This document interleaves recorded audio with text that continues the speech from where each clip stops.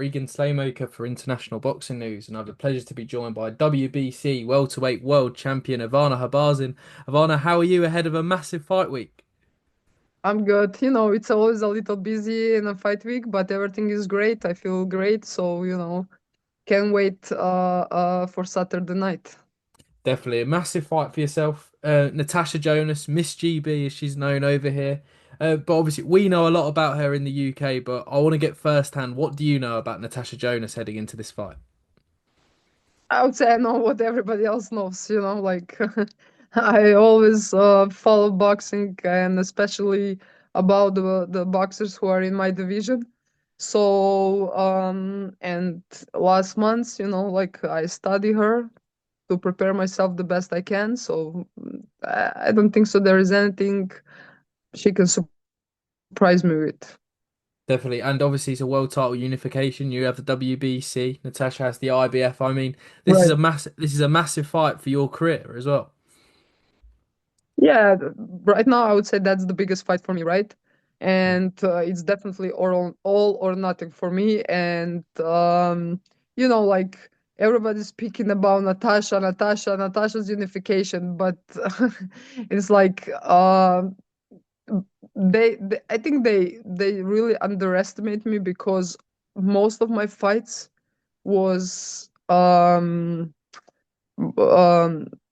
how I would say super welterweight, middleweight. Like when I fought other people, welterweight is the where I that's my natural weight class where I feel the best, right? Hmm. So and other thing is like before, like you always coming as a challenger for some fights, or if even if it's a short notice, I was never saying no, right? Because it was opportunity.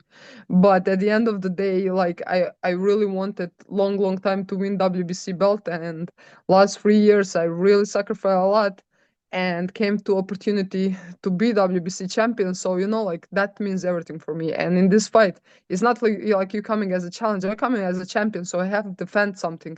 And then from the other side, I like the IBF because that was my first belt ever I won.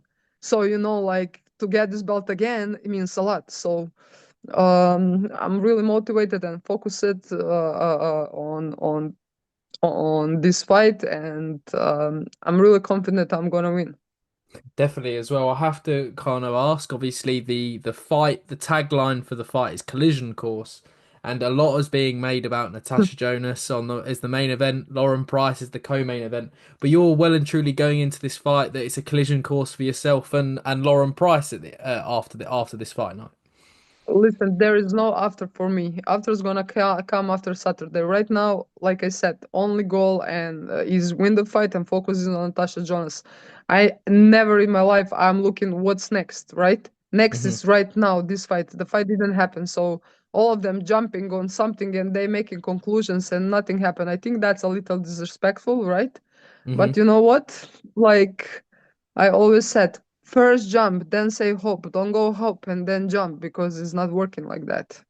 No, definitely as well. I do want to touch on something that you said there about kind of taking the opportunities as they've come. You mentioned welterweight's your best weight, but you fought, I mean, some of the best fighters in boxing. I mean, Terry Harper, Clarissa Shields, and Cecilia Breakhouse, right? Three of those fighters are all history makers in one way or Right. another. I mean, how kind of valuable have those rounds been outside of your weight division in your career, kind of pushing forward? Listen, it's always valuable because first fight with Cecilia, I was only in boxing for 4 years. So after 4 years, you have this, and that was the first unification fight ever in history for undisputed in Mhm. women's boxing history.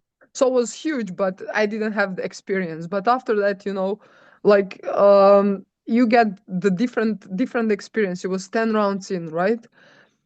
With Clarissa was definitely something different. And then with Terry Harper, I didn't lose that fight, to be honest with you. Like I accepted the fight 6 days before. I did not have one sparring for 3 weeks. I came 48 hours before the fight because the flight was delayed. I was stuck on airport for 2 days. And then like the fight was close. Like I came home nice. She had the orange ball almost the ball on the head from, like from my right hand. And okay, I understand she was the champion, right? You coming in her hometown, but then the scorecards showing 98, 92, and I said that was a bullshit for me and for other people from UK. They said that should be like draw, and I agree with that. Like, yes, she's the champ. It's not like you can get just win like that. Okay, but to me, I think that was draw. So if I had a full camp, I think I would win that fight. But there's no that I, you know, disrespect her or something. Like, I congratulate to her and it happened what happened. But at the end of the day, that's not the fight like that was bothering me, like you lost the fight. Like when you're preparing for something what is like, you know, means everything to you. But at the end of the day, it was also good experience because you know that any close rounds in someone else's hometown is gonna go on the other side. That's why even in this camp, I prepare myself. Maybe not so much to do tactic, is more like just go for it. All in. No, definitely as well. And I do want to touch on another thing, kind of, we've spoken about this. I mean, the amount of times I think you were made mandatory for the WBC title before fighting for it. I mean, God knows how many DMs we've shared about potential fights with Jessica McCaskill and then unifications with Sandy Ryan being bypassed and things like that. But I mean, how kind of frustrating was that period? We'll talk about the positives in a minute, but how frustrating was that period? So man, it's very frustrating, like a lot of people say, oh, they're frustrated, they didn't get the fights, but you fighting, like I'm waiting a 1 year, like when you basically alone, right?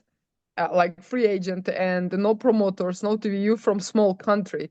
It's like 10 times harder. I always said I am sure, 1,000,000%, there is no woman in this boxing who is a world champion, and that she needed to struggle like I need to struggle every time. Like 14 years, it's a struggle. But like I never want to quit. I know I'm capable of doing, so I think that's like something what was pushing me forward. But of course, there was a time like like the fight with Jessica didn't happen. You prepare for this. Okay, yeah, it was Terry Harper fight, but you lose the fight. Like it's like depression. Because like I don't want to Mm. do this boxing anymore, right? So then focus again, and like for me is always I always pray God, like give me strength, and I know that there is a reason why it happened like that, and was hard, but at the end of the day, a year after I won the WBC belt, like I became world champion again. So everything was worth it, but this year was a real struggle. Sometimes it's like one day you feel great, other day you feel bad, and then you go in circle. But I know I need to pull myself because I sacrificed and gave everything into boxing. So at the end of the day, I just want uh that at the end I gave everything, and when everything is right, like you have normal time for prepare and everything. And if you win, you win. If you lose, that's it. So like I think this is now the God gave me chance. So everything is great. So I hope on Saturday it's gonna be victorious for me. Definitely. And then so we'll talk about the positives. Obviously, you won your WBC World title in Croatia, in your home country as well. Talk to me after that incredibly frustrating period time out. How did it feel to finally hear the words and the new? Well, like we had like 5 dates, I think 4 dates. It's always changing. It was camp, stop camp, going camp, finish camp, stop camp, start again. So yes, but listen, I know for Natasha was the same, right? And we was in same position, but finally when was finalized, I think that both of us was like, okay, final, let's do it, right? And that's it. We knew that the fight must happen, so it was just matter of time when. But in all this time, I was training, so like I just last week it was only to push on sparrings and did everything best possible, and I think it's very good. I think I would say I'm the best shape so far. Definitely, and we're looking forward to it. Ivana, we've we've smashed through my questions, mate. My final one, we ask everyone who comes on the channel this question. When all said and done, what does boxing mean to Oof, man, you? that's a hard question, right? But I think boxing is like hate and love, but at the end of the day, means everything to me because that's my life. I give everything.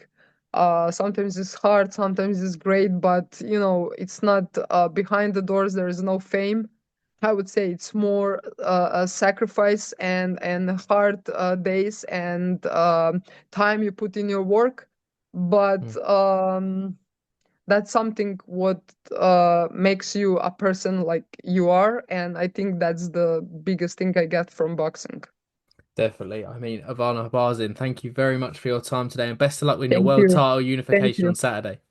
Thank you.